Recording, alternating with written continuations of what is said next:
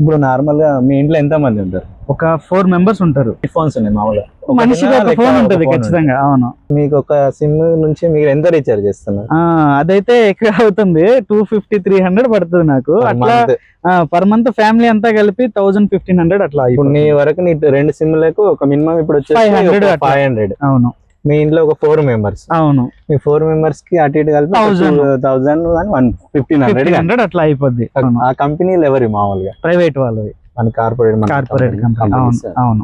Government SIM ని develop చేస్తే అదే గవర్నమెంట్ మన ప్రజల సొమ్ము అంత ప్రతి నెల ఒక్క ఇంటి నుంచి 2000 రూపాయలు వెళ్తుంది కదా. అదే గవర్నమెంట్ కి చేస్తే బాగుంటది కదా. అంతే కదా, డెవలప్ చేస్తే అదే బాగుంటది అని మీ ఆలోచన కదా అని నా ఆలోచన. కరెక్ట్ అన్న. చెప్పాలనేది ఏంటంటే, ఒక టెక్నాలజీ పరంగా మనం డైలీ యూజ్ చేస్తున్న ఒక సిమ్ అనేది గవర్నమెంట్ పరంగా ఉంటే మన ఫ్యామిలీ నుంచి వచ్చే అమౌంట్ కూడా ప్రతి ఫ్యామిలీ గవర్నమెంట్ మనకి యూజ్ అవుతుంది. ప్రతి ఫ్యామిలీ యూజ్ చేస్తుంది. మీరు ఏం చదువుకున్నారు? నేను నాది డిగ్రీ కంప్లీట్ అయిందా? అందుకే ఇంత నాలెడ్జ్ కూడా మాట్లాడుతున్నారు. సో ఖచ్చితంగా మీరు కూడా ఇట్లాంటి టాపిక్స్ గురించి మాట్లాడండి. అలాగే మన సినిమా విజయాంజలి చూడండి, మీరు మీ ఫ్రెండ్స్ కి అందరికి షేర్ చేసి సపోర్ట్ చేయండి. ఇలాంటి టాపిక్స్ గురించి మీ నాలెడ్జ్ అయితే నిజంగా చాలా బాగుంది.